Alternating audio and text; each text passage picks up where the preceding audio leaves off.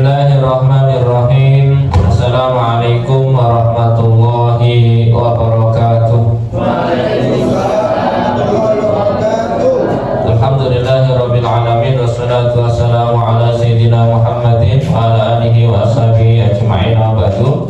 Bapak-bapak, ibu-ibu, saudara-saudari sekalian yang berbahagia, alhamdulillah hari ini kita lanjutkan ngaji kita tentang kitab Tafsir Jalalain. Bismillahirrahmanirrahim. Wa masalul ladzina yunfikuna amwalahum ibtigha'a mardatillahi wa tasbitan min anfusihim kamasali jannatin bi rahbatin asabaha wabilun fa'atat ukulaha dhifain fa illam yusibha wabilun fatal wallahu bima ta'maluna basir. Wa masalul ladzina yunfiku, perumpamaan bagi orang-orang yang menginfakkan hartanya ibtigha'a mardatillah, karena mencari ridha Allah, wa tasbitan min anfusihim, dan karena kemauan dari dirinya, kama sali jannatin, sebagaimana perumpamaannya adalah sebuah taman atau kebun ya, birobatin, di dataran tinggi, asobaha wabilun, yang terkena hujan deras, fa'atat ukulaha dhifain, maka buahnya menjadi berlipat ganda, fa'ilam yusibha wabilun, kalaupun tidak kena hujan patol, maka tetap saja berbuahnya.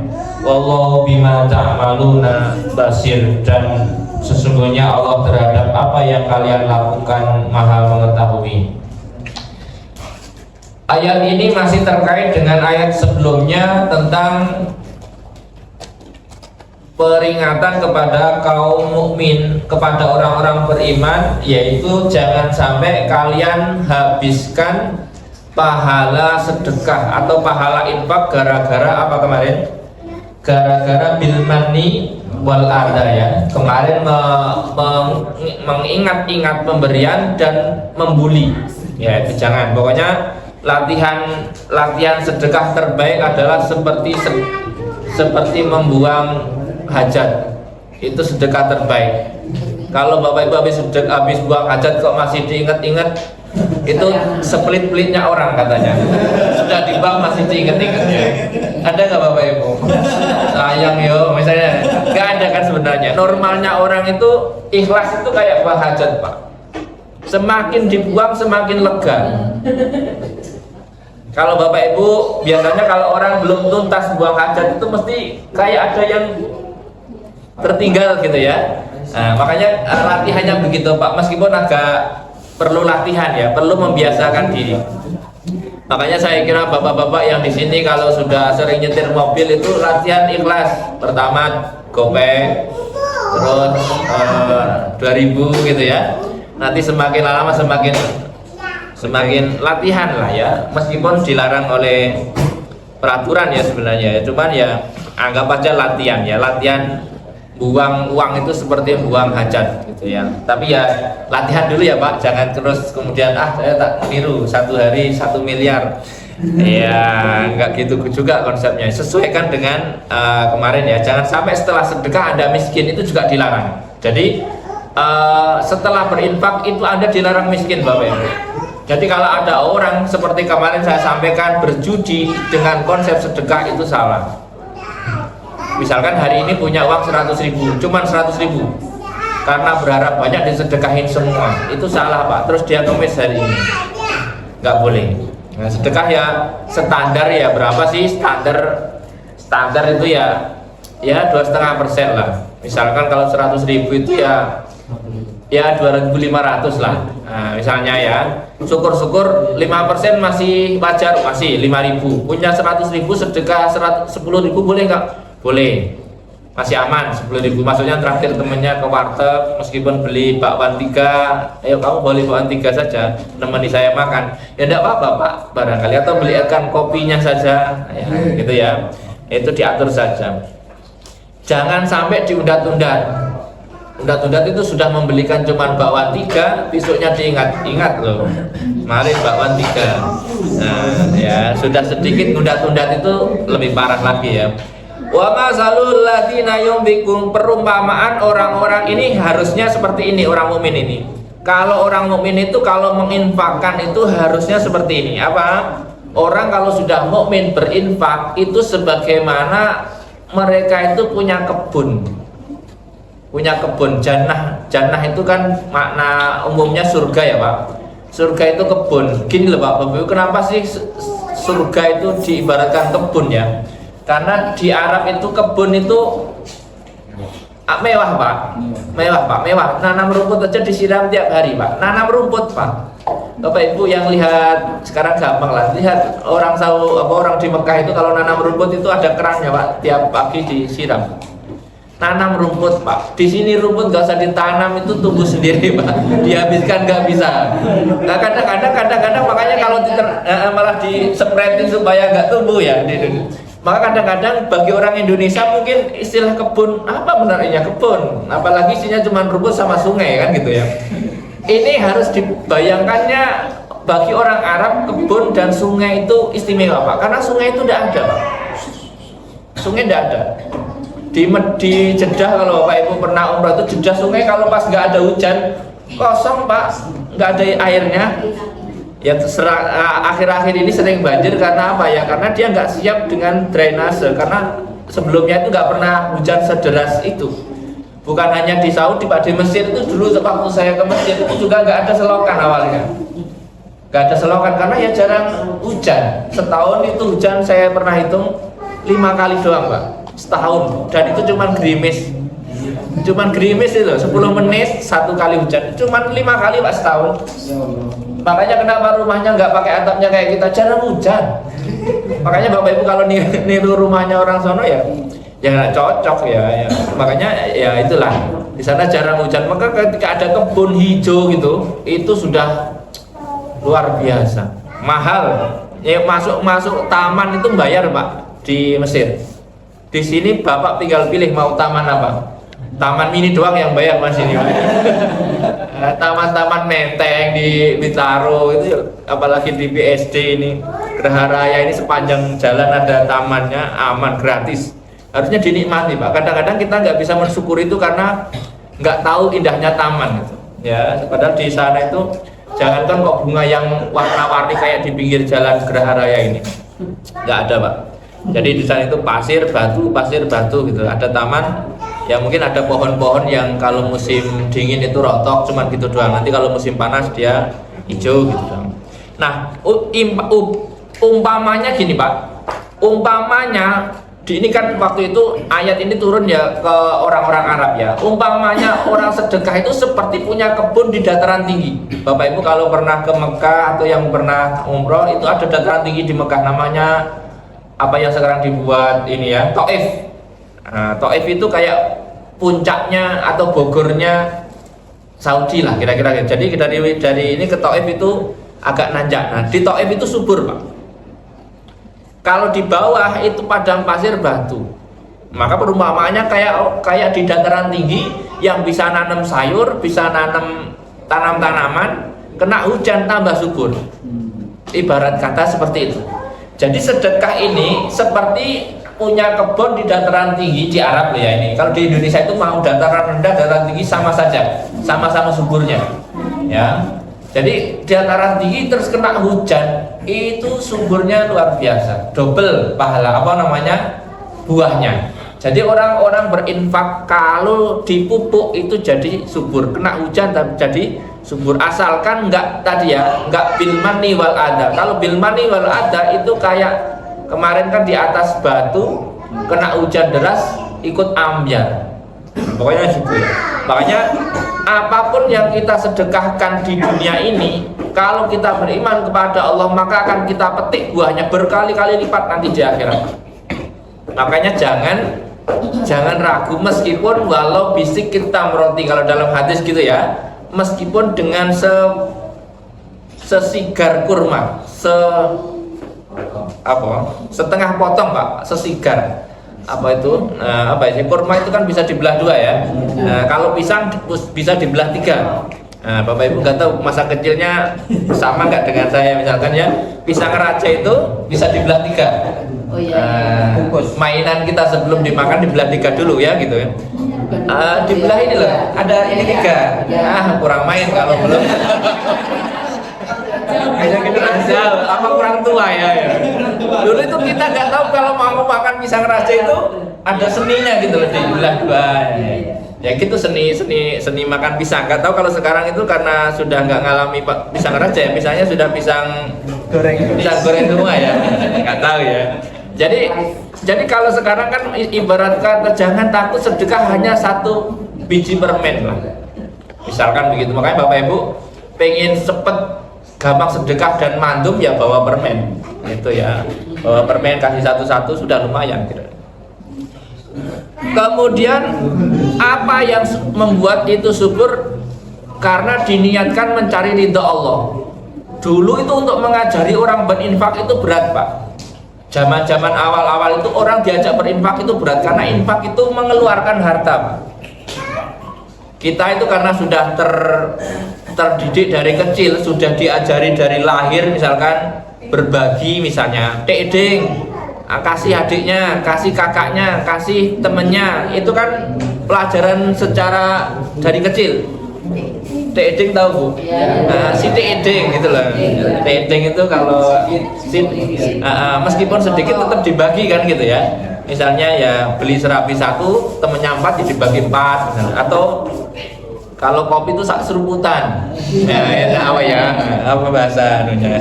Dulu ada namanya joinan. Sekarang udah punah ya istilah join itu ya. Masih ada nggak Pak? Masih ada. Kopi kenangan tapi. Oh, kopi kenangan. Kalau kopi hitam itu udah nggak ada ya. Dulu itu kopi hitam aja joinan Pak itu. Nah, jadi dulu saya punya teman itu kalau dia nggak pengen join, diludahin kopinya, cum. Biar nggak ada yang mau kan gitu. Kalau dia tuh cuek aja ludah-ludahnya sendiri kan gitu. Jadi Oaso bahwa bilun bata tukul hati paina batas vitamin angpusim, dan karena keyakinan diri. Jadi gini Pak, orang itu kadang beribadah ada yang karena sungkan, ada yang karena kemauan diri. Bapak Ibu kalau misalkan ibadah kok masih sungkan, itu harus diubah menjadi kemauan diri Pak. Apalagi ibadah wajib seperti sholat, itu kalau bisa memang dari kemauan diri. Jangan sampai diobrai kalau bisa. Ibadah yang pokok lah pokoknya gitu. Kalau misalkan sedekah itu masih diobrai tidak apa-apa Pak, tapi kalau zakat jangan sampai. Itu kayak apa ya, ibarat ini maksudnya ya, nggak punya kemauan. Kalau bahasa Jawanya itu nggak niat. Ibadah dengan niat dengan tidak niat itu sebenarnya kan bisa dilihat Pak ya. Orang sedekah dengan niat dan tidak niat itu juga ketahuan. Orang zakat dengan niat dan tidak niat ketahuan juga. Orang itu kalau niatnya memang sedekah dari dirinya, mesti nyari barang yang disedekahkan itu yang baik. Zakat juga gitu. Nah, nanti kalau orang zakat itu nyari yang rongsok misalkan kalau ngeluarin zakat fitrah nyari karak misalnya ada nggak dunia karak sekarang itu ya? Itu kayak nggak niat Pak.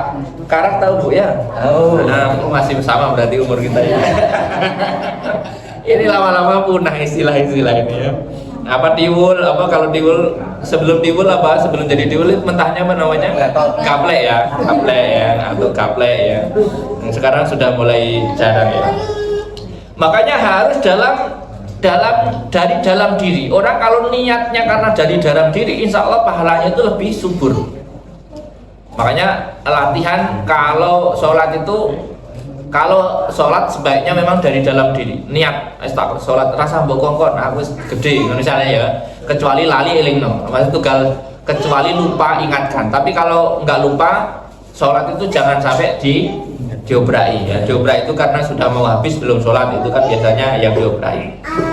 Ayat ahadukum antakuna lahu jannatun min nakhili wa anabi tajri min tahtihal anhar lahu fiha min kulli samarat wa asabahul kibaru wa lahu dzurriyyatun du'afa fa asabaha i'sarun fihi narun fahtaraqat kadzalika yubayyinullahu lakumul ayati la'allakum tatafakkarun. Ayawat ahadukum, apakah dari kalian itu pengen punya kebun dari kurma ataupun anggur? Ini contoh ya Pak. Nah, kalau di Indonesia kan nggak bakal ada orang pengen kebun kurma. Nah, paling kalau di Indonesia kan itu, apakah kalian pengen punya kebun sawit 7.000 hektar misalnya ya contohnya. Wa anabin, kebun anggur di Indonesia itu ada nggak? Apel ya kalau Malang. Kebun pisang kalau di Lampung ya Pak ya. Kebun pisang ya. Tajri minta tial anhar. Jadi dulu bayangannya itu kebun kurma dan bawahnya ada sungainya. Itu sudah indah sekali. Kalau sekarang itu diterapkan di petani Thailand, kebun kelapa, ada sungainya. Artinya nanti kelapanya jadi apa namanya, banyak buahnya itu. Bayangannya gitu. Jadi buahnya gerembel gitu. Apa sih gerembel itu? Penuh Pak. Jadi kalau kelapa tercukupi ininya kan buahnya penuh ya. Apakah ada di antara kalian yang pengen punya kebun yang ada sungainya, lalu kemudian kamu orang itu menjadi tua? Maksudnya gini, ada orang itu sudah investasi kebunnya sudah indah, harapannya itu sukses pada saat panen. Wa bahul apa ini? Mingkul lisama wa bahul kibar, dan orang itu kemudian menjadi tua, walahu dzurriatan du'afa, dan anak-anaknya itu lemah. Wa asabaha isorun fihi narun fataraq, tiba-tiba kebunnya itu kena puting beliung api dan terbakar misalkan gitu, faktarokot ya dan sebagainya.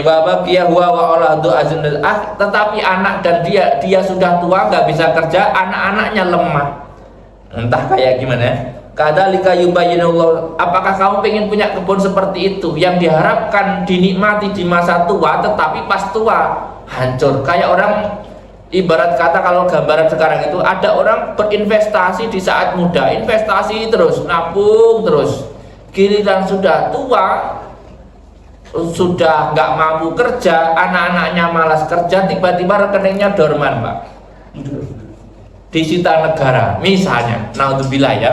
Enggak lah, cara dorman masih bisa diurus, rekeningnya hilang Pak, ditipu sama telepon gelap misalnya. Itu kan Bapak bisa bayangin, investasi dulu kan pernah kejadian di Indonesia itu, sudah nabung bermiliar-miliar di sebuah bank, tiba-tiba banknya ini apa itu istilahnya ya, kolaps ya, kolaps, terus nggak ditanggung oleh LPS. Wah ya wassalam Pak. Ini makanya jangan sampai amal perbuatan kita itu kayak kebun yang seperti itu Pak. Maksudnya sudah Anda tabung dari balik sampai dewasa, tiba-tiba habis investasi tabungan amal kita gara-gara ya tadi ya money wal ada ya, janganlah ya. Makanya ini ibarat kata, apakah kamu pengen punya kebun seperti itu lalu hangus di saat kamu sudah tak mampu bekerja? Kan tidak pengen. Orang itu pengennya kalau masa tua itu kan harapannya kan bisa hidup leha-leha gitu ya, sambil menunggu masa kembali kepada Allah lah, paling enggak gitu ya, menikmati masa tua. Harapannya kan seperti itu, punya kebun, ada sungainya, ada buahnya, kalau tinggal panen ya. Ibarat kata paling tidak kalau tua punya kebun sawit misalnya minimal berapa hektar gitu ya, anggapannya dibuat masa tua itu cukup kira-kira menunggu waktunya. Ya ayyuhalladzina, di sini apa? Kadzalika yubayyinullahu lakumul ayati la'allakum tatafakkarun. Demikianlah Allah menjelaskan ya tanda-tanda, la'allakum tatafakkarun, menawa barangkali dengan tanda-tanda itu kalian menjadi orang yang berpikir. Artinya kita itu disuruh merenungkan, jangan sampai amal perbuatan kita itu habis gara-gara kesalahan kecil gitu ya, atau gara-gara hal-hal yang seperti itu. Ibarat kata, anggap saja begini Pak, kalau di sini apa tadi? Ayat wahatu mantakun alau jannatu min nakhili wa ana bitajri min tahtihal anhar lahu fiha min kulli samar wa sabal kibar ya. Apa yang membuat ini biasanya itu diantaranya yang menghapus amal itu riya Pak. riya itu seperti api. Kalau dalam hadis lain kan riya itu seperti api yang membakar kayu bakar. Jadi karena riya habis ya. Ya ayyuhalladzina amanu anfiqu min thayyibati ma kasabtum, wahai orang-orang yang beriman, infakkanlah apa yang kalian hasilkan dari kebaikan, atau infakkanlah yang baik-baik dari yang kamu hasilkan. Yang kamu hasilkan ya. Wa mimma akhrajna lakum minal ard, dan apa yang kamu keluarkan dari bumi. Yang kamu hasilkan apa? Maksudnya dari hasil-hasil yang halal. Kita itu disuruh infak dari hasil halal, Pak, bukan infak hasil korupsi. Jadi kalau ada orang infak hasil korupsi itu tidak ada manfaat. Buat masjid. Apapun, buat masjid ya bagi dia nggak ada manfaatnya. Bagi orang lain mungkin ada manfaatnya. Makanya gini, Pak, kalau kita ingin dapat pahala, jangan berinfak dari hal-hal yang tidak baik, karena tidak ada manfaatnya ya. Apalagi dari hal-hal yang tidak benar, tambah kacau lagi ya. Wa mimma akhrajna minal ard, dan apa yang kamu keluarkan dari bumi. Maksudnya kalau dulu dari bumi itu kan seperti barang-barang yang ditanam, Pak, kan misalnya tanaman padi, tanaman apapun yang kita tanam dari bumi itu artinya harus dikeluarkan zakatnya. Nah kalau sekarang yang dari bumi bukan hanya tanaman, termasuk tambang, termasuk batu, Pak. Kalau batu itu ada harganya, termasuk pasir, termasuk tanahnya uruk gitu, Pak. Misalkan gara-gara jualan tanah uruk itu harusnya dizakati, Pak. Zakatnya ngikut apa? Kalau mau bersih ikut pertanian. Berapa persen? 5% minimal. Berat, Pak ya. Ya kalau selain pertanian 2,5%. Tapi terserah lah. Kalau nggak mau 5% ya paling nggak 2,5% standarnya ya. Selain padi. Kalau padi memang itu rubul usur ya, 5%. Seperempat dari 20. Seperempat dari 20 ya. Karena kalau padi itu 5% kalau nggak salah ini.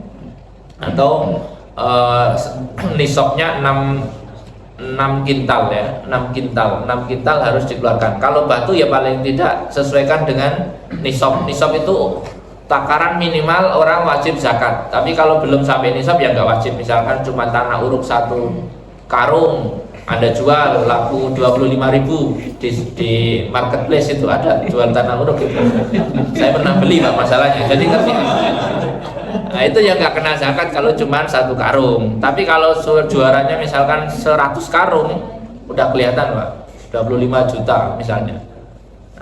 Ya kalau dihitung-hitung sama dengan beli kol-kolan, Pak. Cuman kalau dikarungin, sekarang kan orang kreatif jual pasir karungan, Pak. Sama harga karung, harga 1 karung pasir dengan 1 karung tanah merah itu beda 10.000 ya. Pasir itu 25, kalau tanah itu 15. Yang pernah saya beli, Pak. Nggak tahu kalau ada bungkus yang lebih mahal lagi nanti. Kata ya ayyuhalladzina amanu anfiqu. Di sini kata anfiqu artinya zakat ya. Ya ayyuhalladzina anfiqu, orang-orang yang beriman, keluarkanlah zakat kalian min thayyibat, dari yang baik-baik. Artinya kalau keluarin zakat dari yang baik. Kalau Bapak punya beras, keluarkan zakatnya beras yang baik. Kalau punya kambing, keluarkan zakatnya kambing yang baik. Kalau punya sapi, keluarkan sapi yang baik. Nanti kan ada formulanya ya, Pak. Kalau punya 40 ekor kambing, sudah satu nisab misalkan dan 1 tahun, maka harus dikeluarkan 1 kambing. Sekarang harga kambing berapa, Pak? 4 juta misalnya. 4 kali 4 16, berarti 160 juta. Kalau Bapak punya omset kambing 160 juta, maka zakatnya adalah 1 kambing 4 juta. Mahal apa murah, Pak? Murah ya, dari 160 juta lah ya, Pak. Tapi kalau baru punya 10 kambing, belum, Pak. Kambing itu 40. Kalau sapi 5 sapi berapa, Pak? Harganya sapi sekarang harganya 30 apa 40, Pak? 30 kali 5 berapa? 150. Sama saja Pak, keluarnya satu kambing. Sama Pak. Enggak, ya kalau 5 sapi keluar satu sapi enggak jadi Bu. 20% itu. Jadi bukan berarti kalau punya sapi harus keluarin sapi, enggak, ukurannya itu kambing tadi. Hampir sama Bu ya. Jadi 40 kambing senilai 160 keluarkan satu kambing. Punya 5 sapi keluarkan satu kambing juga gitu. Jadi ukurannya tadi begitu. Kalau ngeluarin satu sapi yo nggak ada yang berani itu ternak sapi ya. Bangkrut gitu. 30 juta ya. Jadi enggak lah ya. Jadi per 100 anggaplah gampangannya per 150 juta keluarkan 4 juta. Sekarang kalau emas 85 gram berapa? Sekarang harga emas 2 juta berapa Bu hari ini? 2 juta 100 misalnya ya. 2 juta 100 kali 85 berapa tuh? 170 jutaan. Keluarin 2,5%. Berapa tuh? 2,5% dari 100 itu ya hampir mirip lah ya 4 jutaan ya. 4 juta sekian. Hampir mirip. Rata-rata berarti kalau punya omset atau punya harta 150 juta nganggur selama setahun. Syaratnya nganggur selama setahun. Kalau emasnya nggak nganggur misalkan dijual 5 gram buat beli beras ya nggak jadi zakat, aman. Tapi jangan jualnya karena supaya nggak zakat ya, karena memang butuh makan gitu lah ya. Jadi jangan diniati supaya nggak zakat, saya jual emas terus beli kambing, nggak kena zakat, kambingnya nggak zakat, emasnya nggak zakat ya. Tapi jangan diniati nggak zakat ya, itu kurang ajar sama Allah ya. Ya ayyuhalladzina amanu anfiqu min thayyibati ma kasabtum wa mimma akhrajna lakum minal ardh. Itu ya, apapun yang kamu hasilkan dari bumi harus dizakati. Apapun itu ya. Sebenarnya kalau dari ayat ini, meskipun kalau dalam tafsir dikatakan ya tanaman-tanaman yang sudah ada zaman Rasul ya padi dan sebagainya ya, gandum. Nah di Indonesia kan nggak hanya padi ya, ada kedelai, ada macam-macam, termasuk juga misalkan peternakan ikan, termasuk peternakan ikan cupang misalnya ya Pak ya, ikan hias, apapun itu kalau omsetnya mungkin setara dengan tadi minimal ya, kalau mau gampang diikutkan dengan emas 150 jutaan. Misalkan punya jualan bibit pohon misalnya. Kalau bibit pohon senilai sampai di atas 150 jutaan saya kira juga kena ini ya, kena zakat 2,5% lah paling tidak. Karena kalau bibit pohon itu kan mahal-mahal ya, bibit pohon kayak kayu Afrika itu namanya itu yang mahal, itu yang satu biji 150 juta atau berarti ya, itu kan satu biji aja udah lumayan ya. Ya ayyuhalladzina amanu anfiqu min thayyibati ma kasabtum wa mimma akhrajna lakum minal ardh wa la tayammamul khabisa bit-thayyib wa la tayammamul khabisa minhu tunfiqun ya. Dan jangan kamu sengaja mencari yang jelek yang kamu mau zakatkan. Kadang dulu itu ada orang misalnya Bapak Ibu kalau pernah punya tanaman misalkan, kalau kita punya tanaman tomat 1 hektar misalnya, ketika panen itu mesti ada tomat-tomat yang kecil-kecil yang tidak laku dijual, yang harganya berubah meskipun sama-sama tomatnya ya, atau kentang yang gede-gede harganya berapa, yang kecil berapa. Kadang-kadang supaya nggak mau rugi itu kadang orang ngeluarin zakatnya itu yang kecil-kecil, yang jelek-jelek, nggak boleh ya. Atau misalkan Bapak Ibu punya 40 kambing, lalu Anda zakatkan kambing yang sudah gering-geriken. Tahu gering-geriken nggak? Ya hidup segan mati tak mau itu loh Pak. Jadi udah kurus, jelek, nggak sehat itu ya, janganlah ya. Artinya kalau ada 40 kambing, maka carilah kambing terbaik yang harusnya dizakatkan. Harusnya Pak, tapi kadang-kadang namanya orang itu pengennya ini kan mahal, masa dizakatkan. Nah kira-kira begitu ya, kalau dulu ya gitu. Makanya ini kepada Allah harusnya, zakat itu kan kepada Allah. Makanya kadang-kadang orang nggak ingat bahwa mengeluarkan zakat itu adalah memberikan pemberian kepada Allah, meskipun fisiknya kita berikan kepada fakir miskin. Dikiranya itu kita memberikan orang miskin saja, bukan karena Allah. Makanya kadang-kadang orang kalau pikirannya belum kuat tentang keimanan, ketika memberi itu memberi yang dia nggak mau, atau memberi yang tidak baik. Nah, orang diberi tentu akan mau-mau saja ya, kira-kira begitu. Walastum biakhidhi, bahkan kamu sendiri nggak mau ngambil. Ibarat kata kadang-kadang seperti ini Pak, kita ngasih makanan orang yang kita nggak mau makan, itu sebenarnya nggak pas ya. Cuman kalau kita nggak mau makan, kita kasihkan orang, apakah nggak boleh? Ya boleh gitu loh. Tapi kalau memang niatnya ngasih makanan, misalnya Bapak Ibu bikin kenduren, kondangan, itu harusnya kalau niat ngasih makan orang, harus ngasih makan orang yang Anda sendiri tuh mau makan. Jadi jangan dikasih nasi yang setara dengan pasir misalnya, yang apa namanya, perro itu loh Pak, perronya luar biasa, udah dia sendiri nggak makan. Makanya nggak boleh misalnya Bapak Ibu weweh makanan, sementara Bapak Ibu nggak bakal makan itu kalau dikasih. Nah, itu namanya tidak baik. Ini maksudnya dalam urusan zakat nggak boleh ya. Kalau urusan zakat ya, zakat artinya yang wajib tadi. Nah, seperti tadi kambing misalnya, Bapak sendiri nggak mau kalau dikasih kambing itu, terus Anda kasihkan kepada orang, ini zakat saya. Itu kan kayak ngece pangeran Pak, ngece Tuhan Pak. Ya Allah, ini kambing ini saya tidak seneng, buat kamu saja.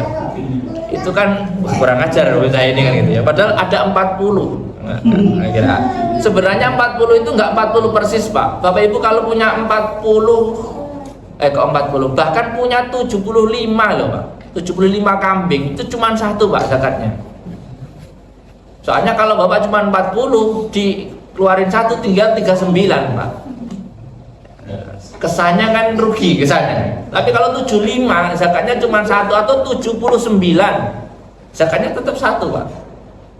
Enteng lah karena gitu. Makanya triknya nanti pokoknya 79.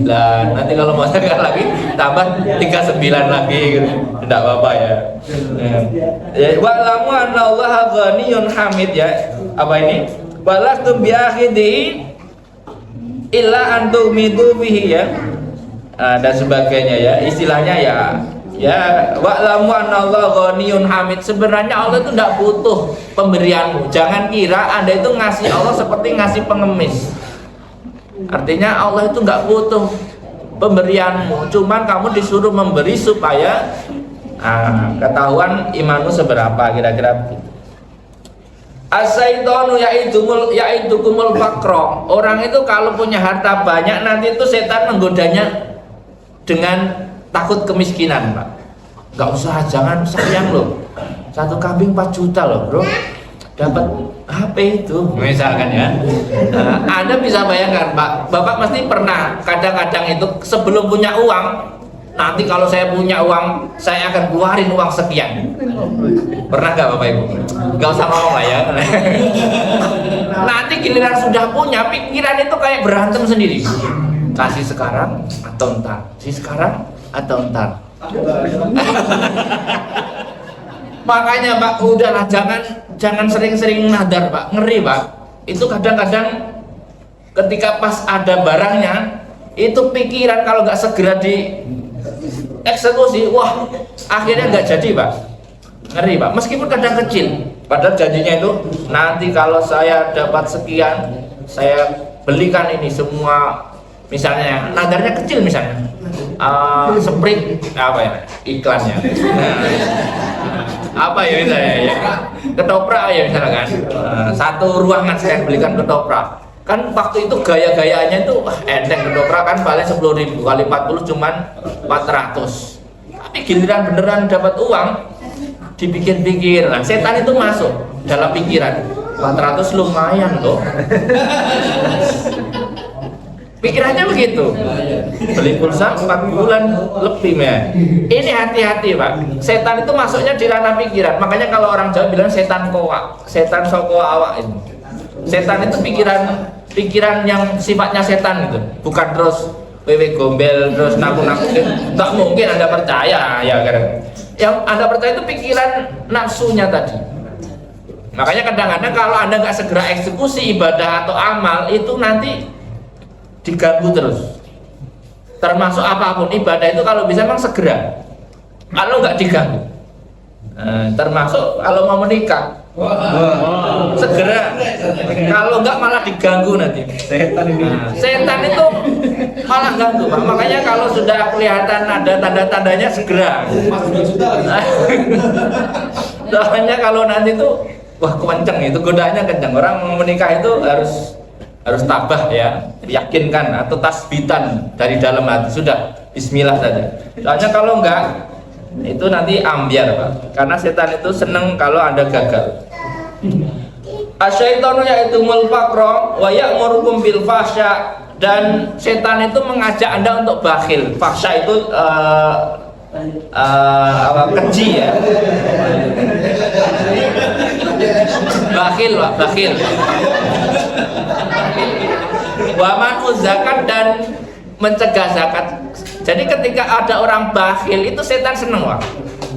Makanya orang bakhil itu temannya setan. Kalau dikondisikan Pak ya. Bakhil, pelit Pak, pelit Pak. Wa man'uz zakat, dan mencegah zakat. Ya, orang itu kalau soalnya gini Pak, kalau orang punya harta 7 triliun itu zakatnya udah kelihatan Pak. Berapa Pak? Sampai nggak bisa ngitung kan kita sendiri itu.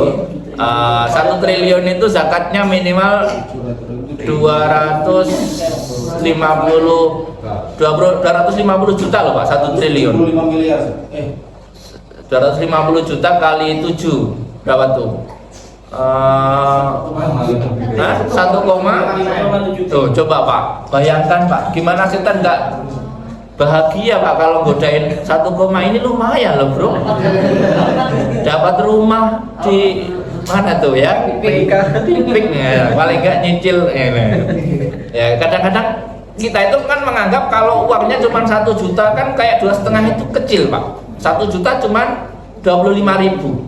Tapi kalau 1 triliun 250 juta Pak, itu setan godanya jelas. 250 juta itu kayak beli mobil loh Pak.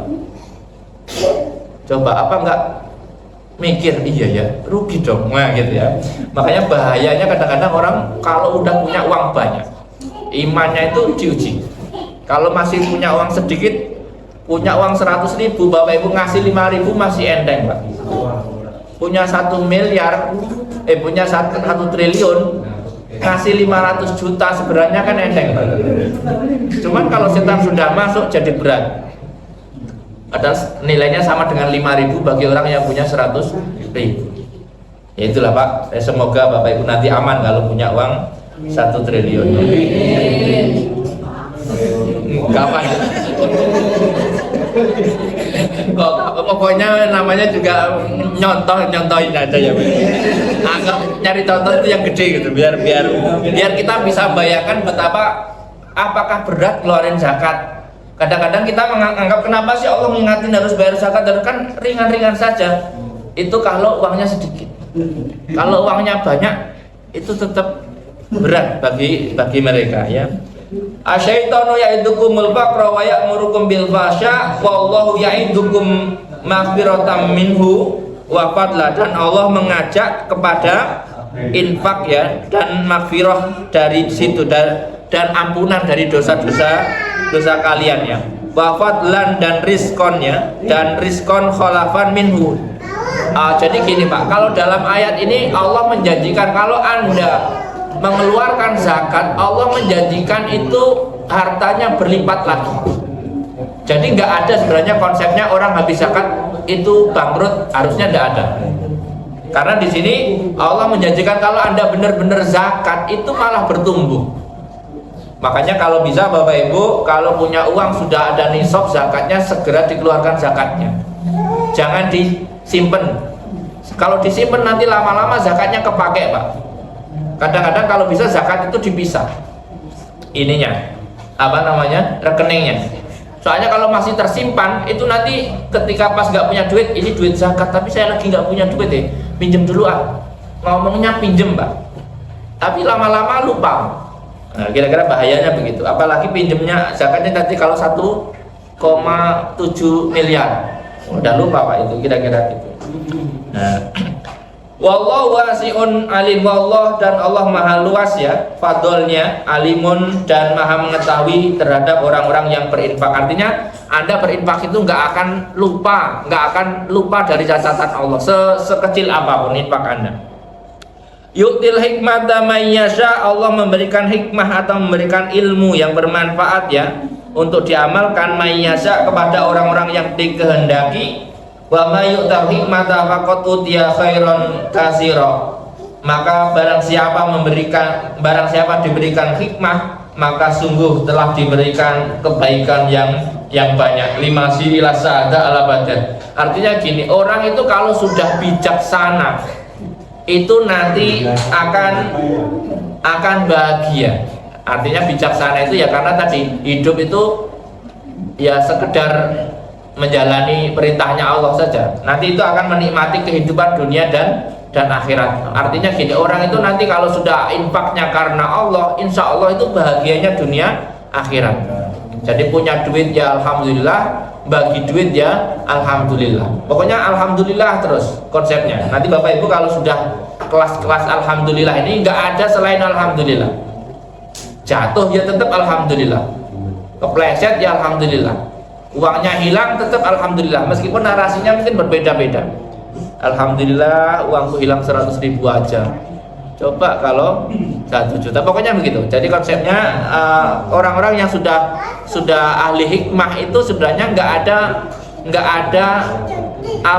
ada tersirat hilang.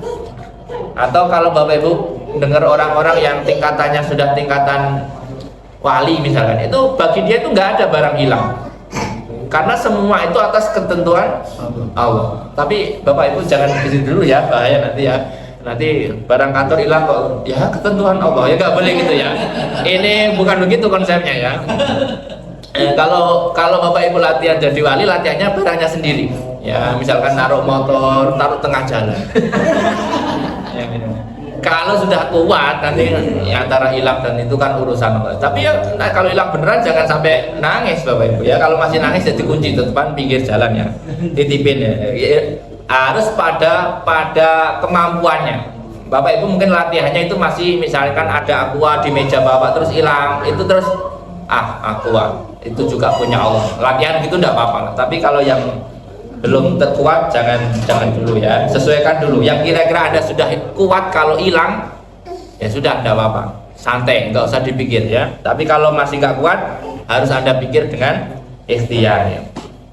Wa ma yadzakaru illa ulul albab, dan tidak akan mengambil pelajaran kecuali orang-orang yang punya akal. Artinya gini, kita itu disuruh memahami Quran ini dengan berpikir, supaya kalau dengan berpikir nanti itu kita itu kuat, logikanya kuat, dan ketika pikirannya kuat, bijaknya kuat, itu menghadapi hidup itu enjoy Pak ya, pokoknya enak ya disyukuri, kalau nggak enak ya disabari, konsepnya itu.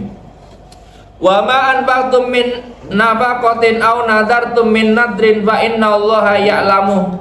Apa saja yang kamu infakkan dari nafkah ataupun kamu lakukan dari nadar, maka sesungguhnya Allah mengetahui ya. Fa innallaha ya'lamu ya. Wa ma lidzalimina min ansor, dan tidak ada bagi orang-orang zalim. Siapa orang zalim? Orang yang mencegah untuk membayar zakat atau orang yang mencegah untuk membayar nadar. Makanya nggak boleh Bapak Ibu kalau sudah waktunya zakat Anda tidak zakat, tidak boleh. Ataupun Anda sudah nadar dan ternyata sudah terpenuhi yang Anda nadarkan, Anda wajib melakukan nadar. Misalnya nadar itu apa? Kalau saya keterima kerja tahun bla bla bla, maka saya akan puasa sekian hari. Giliran sudah diterima kerja, dia alasannya nggak bisa puasa karena disuruh kerja. Ini kan Anda berarti nggak komitmen dengan nadarnya. Lalu bagaimana solusinya? Ya ambil cuti seminggu. Oh ada hak cuti. Kalau enggak ya bolos seminggu. Makanya Bapak Ibu kalau nadar yang ringan-ringan saja ya. Nah, atau kalau bisa nggak usah, ngeri Pak. Nadar itu nanti kita suka bohongin diri. Sebenarnya kan bohongin diri kan. Nadar itu kebohongan terhadap dirinya sendiri. Nah, tentu kepada Allah lah ya. Wa malid dhalimina min ansar, orang-orang yang tidak melakukan zakat dan tidak menunaikan nadar itu maka tidak akan ditolong dari adabnya Allah. Ngeri Pak. Kenapa minta pertolongan kepada Allah nggak ditolong? Karena kamu janji terhadap dirimu sendiri aja nggak kamu lakukan. Ngeri Pak, jangan nadar lah ya.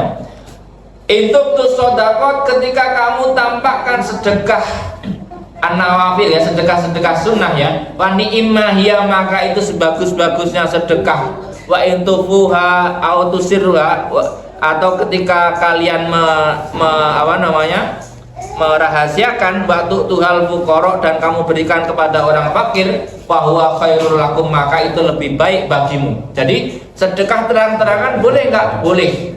Tetapi lebih baik lagi ketika sedekah itu terrahasiakan, tertutup, dan apalagi diberikan kepada orang-orang fakir. Jadi gini Bapak Ibu, ini konsepnya. Sedekah itu mau terang-terangan, mau tertutup, mau rahasia, itu sama-sama bagusnya. Mana yang lebih utama? Yang lebih utama adalah yang tidak diketahui. Tidak diketahui publik maksudnya ya. Bukan kita tidak tahu. Maksudnya saya sedekah tapi saya tidak tahu, itu enggak Pak. Nah, maksudnya sedekah yang tidak diketahui publik.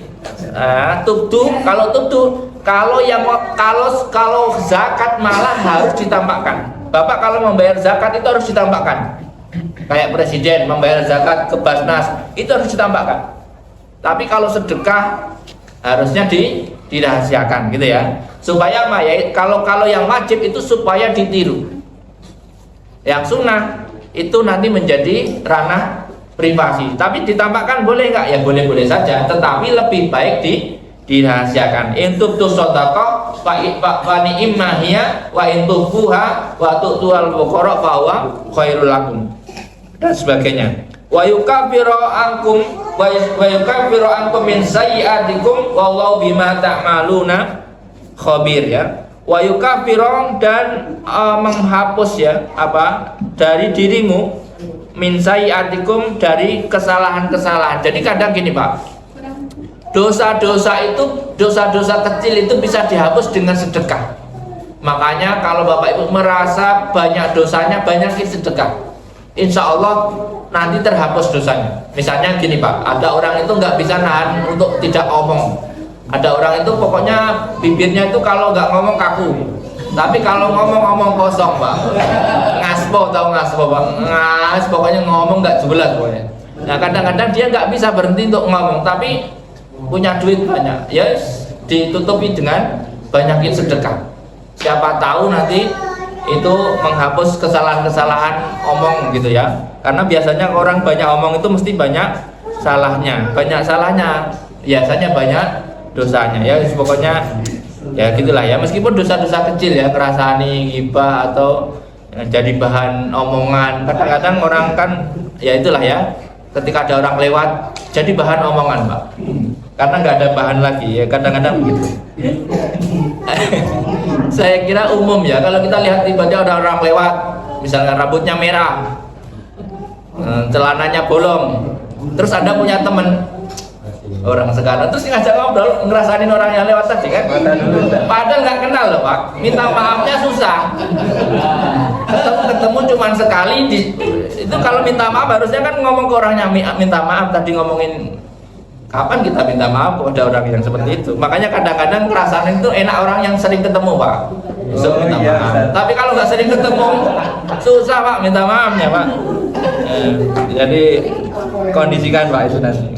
Walama mana sallallahu alaihi wasallam min atasatu kalal musyrikin lias lamun nazal alai. Kemudian ada ayat laisa alaika hudahum. Dulu Rasul itu pernah hampir melarang untuk berinfak kepada orang-orang non-Islam. Ini tentang infak ya Pak. Bapak Ibu kalau mau ngasih uang kepada siapapun itu boleh, baik yang muslim maupun non-muslim. Jangan dipaksa. Pokoknya kamu kalau saya kasih harus masuk Islam. Rasul pernah ditegur, laisa alaika hudahum. Tidak tidak tugasmu memberikan hidayah kepada mereka, ya. Walakinallaha yahdi may yasha, tetapi Allah memberi hidayah kepada orang yang dikehendaki. Wa ma tunfiqu min khairin fali anfusikum, apapun yang kamu infakkan dari kebaikan harta maka itu untuk dirimu. Jadi gini loh Pak, orang yang berinfak itu sebenarnya kebaikannya bukan untuk penerimanya, tetapi untuk dirimu pahalanya. Makanya kamu nggak usah memastikan siapa yang harus menerima infak saya. Infak itu kepada siapa saja boleh. Ya, meskipun misalkan kepada fakir miskin, nggak usah ditanya bapak fakir tapi sholat nggak usah gitu Pak. Yang dibantu itu fakirnya. Ketika Anda membantu orang fakir itu otomatis Anda dapat pahala. Misalnya bapak ibu ngasih minum hewan, ada hewan kehausan, itu nggak usah dipilih-pilih. Kamu anjing, nggak usah. Tetap ya, apakah nggak boleh ngasih minum anjing? Ya nggak gitu Pak konsepnya. Mentang-mentang anjing terus nggak dikasih minum, nggak boleh Pak. Itu juga makhluk hidup. Ya. Tetap kalau bapak ibu memang mau sedekah kepada hewan, ya kepada hewan niati, nggak usah pilih-pilih. Nah, pokoknya ya misalkan kasih aja semuanya. Kadang-kadang kan kalau kucing dikasih, kalau anjing enggak, nanti kan anjingnya protes, ini gimana ya Allah kok nasibku. Ya kira-kira begitulah ya. Kalau memang kecuali hewan piaraan ya Pak, kalau hewan piaraannya kambing ya haknya kambing lah. Laisa 'alaika hudahum walakinallahu yahdi may yasha wa ma tunfiqu min khairin fali anfusikum wa ma tunfikuna illa ibtigha'a wajhillah, dan apa yang Anda infakkan dan tidak ada infak ya kecuali berharap atas ridha Allah. La ghaira min aradid dunya khabarun bi makna nahy, dan janganlah kalian berinfak kecuali mengharap ridha Allah. Jadi pokoknya kalau berinfak harapannya hanya Allah, jangan mengharap minta dipilih Pak. Jangan minta dicoblos saat pemilu, itu nggak dapat di sini ya.